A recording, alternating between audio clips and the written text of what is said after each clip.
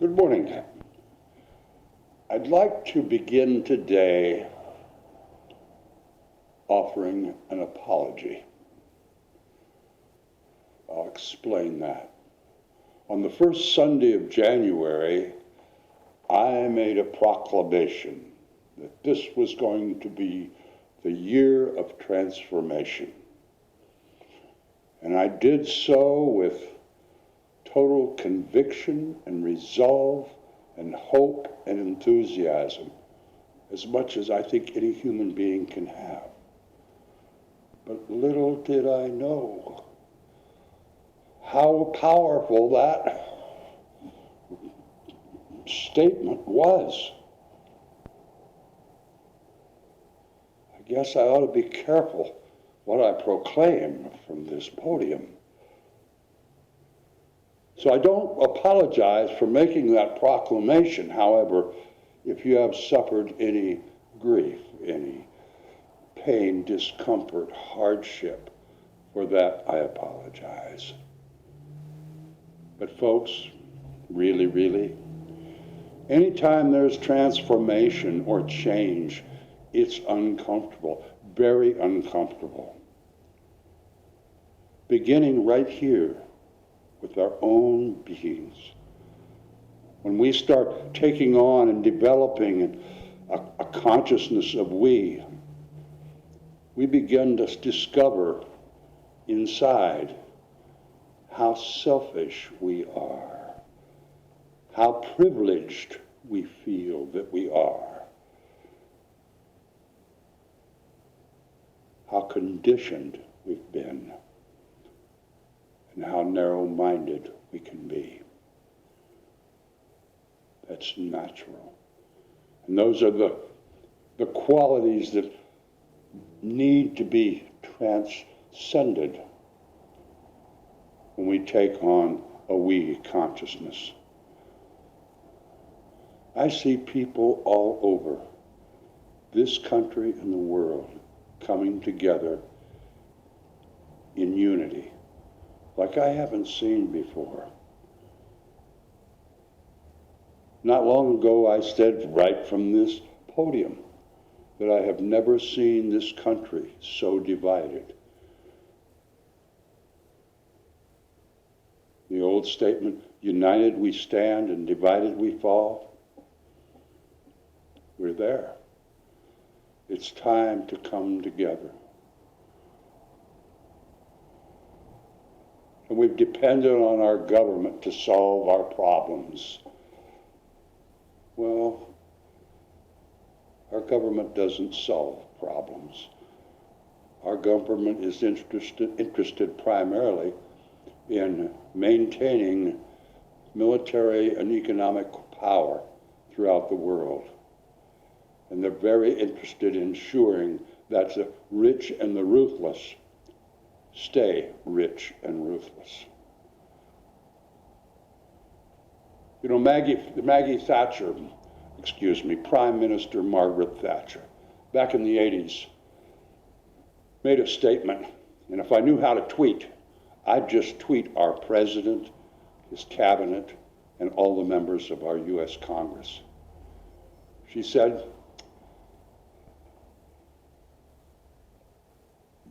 being a person who is powerful is very similar to being a lady. If you have to tell people you are, then you aren't. Quite profound, Maggie. You know, transformation, it creates challenges and changes, and it requires a response. And that response can be force and violence, total rejection, or that response can be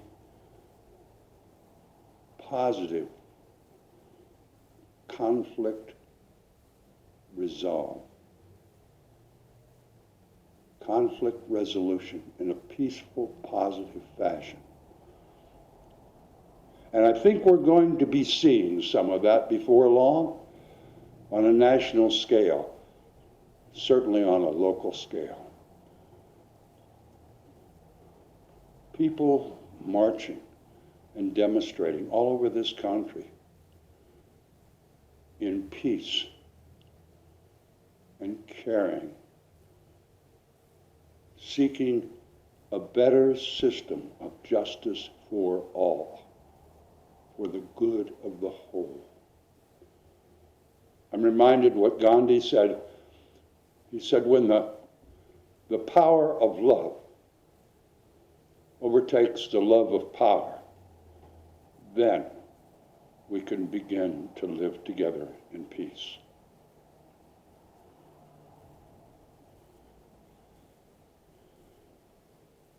You know, we have so much in our world today. And the old saying, to those who much is given, much is expected. Stop and think about it. We have cars that drive and park themselves. We hold in our hands a little device that gives us access to every bit of information available in the world. It lets us look at and speak in real time to anybody in the world. We even have toilet seats that wash our butts when we use the bathroom. We have so much. And folks, we have the knowledge of the divine. And that in itself causes an expectation from each of us, for each of us, for humanity. You know, I may have slipped the surly bonds of sanity the other day. I got to thinking about all these things I think about. And I just started thinking about something that, I don't know, it's out there. You know, I mentioned a moment ago, we have in our hands and in our homes devices, technology that lets us do anything, access anything. I don't know about you, but I pay hundreds of dollars a month for my satellite TV, for my modem, for my unlimited cell data, cell phones. It's a lot, my internet access. I got to thinking, you know,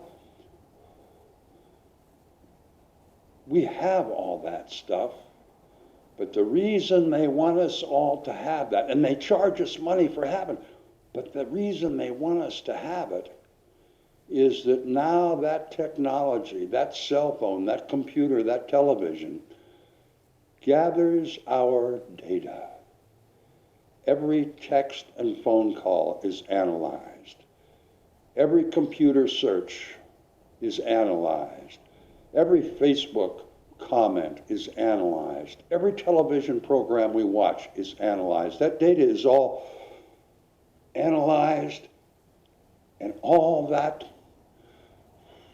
I don't know, protocol that is developed from our data is sold to advertisers, to governments, to corporations, so they can target us and know what we're thinking and doing and saying and feeling and watching.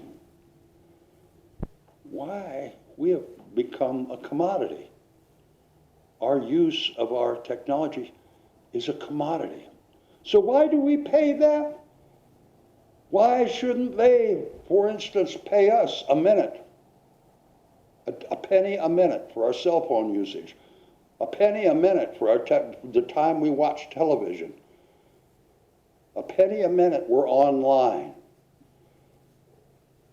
I mean, our television stations, why? How much are they going to pay us? How much is it worth to them for us to subject ourselves to the endless advertisements, to the political rhetoric, to the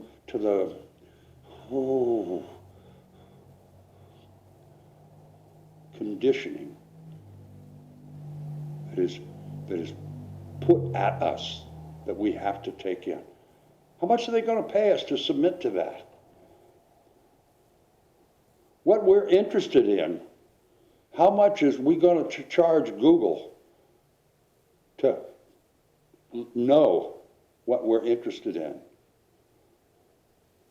How much are we going to charge to have our private phone conversations and text messages analyzed so they can create specific markets for us? I don't know. If I were 30 years younger, I'd certainly take this on. And again, I may have slipped the surly bonds of sanity, or it might be the best idea since toilet paper and sliced bread. I don't know. I don't have the energy at this stage in my life to pursue it, but I gladly share it with anybody that would.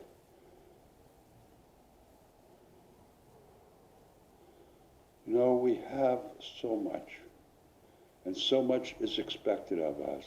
We are in a period of transformation, like it or not, and I really don't think it's my fault, but it could be.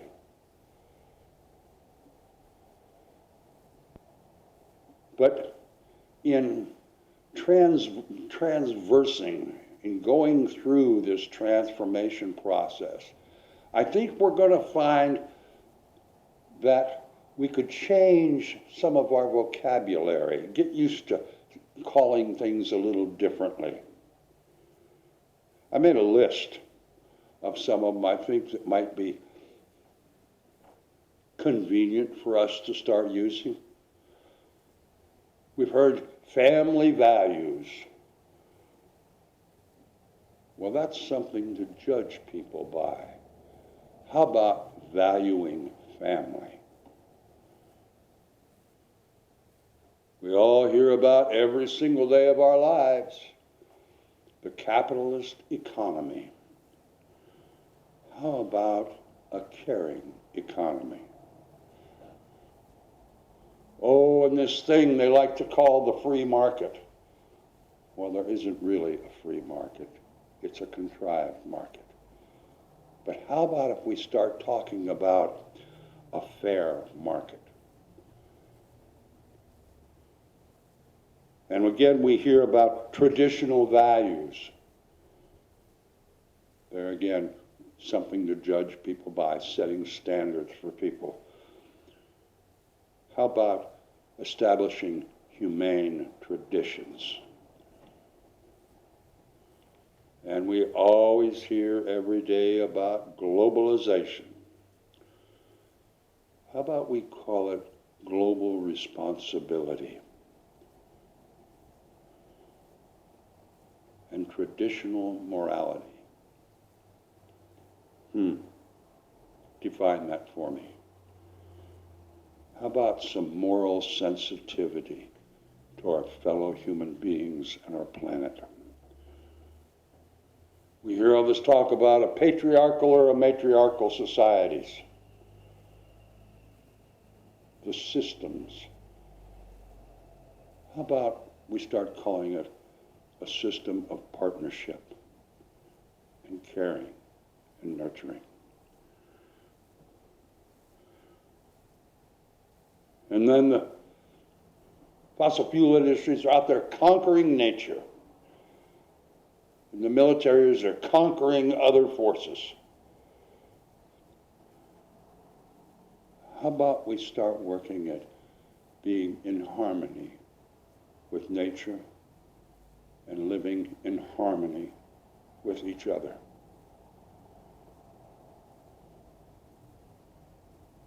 I've said this so many times. We are experiencing right now opportunities that haven't been available to us in thousands of years as human beings. It's going to take work and effort. It's going to take conviction. It's going to take enthusiasm. And it's going to take hope. Absolutely hope. Absolutely. I'm going to leave you with a thought.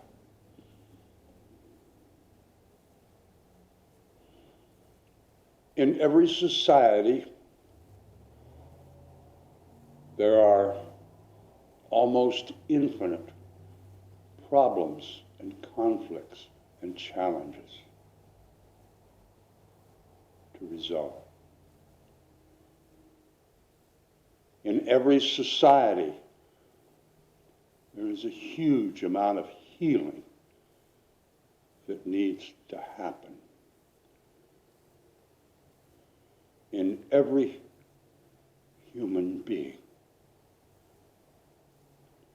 there is a divine power and the ability to find resolution to every problem, every conflict, every challenge.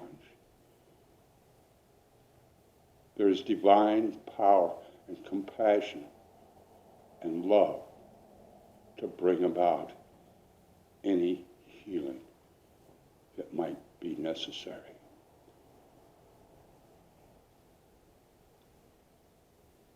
My friends, therein lies the hope. And so it is.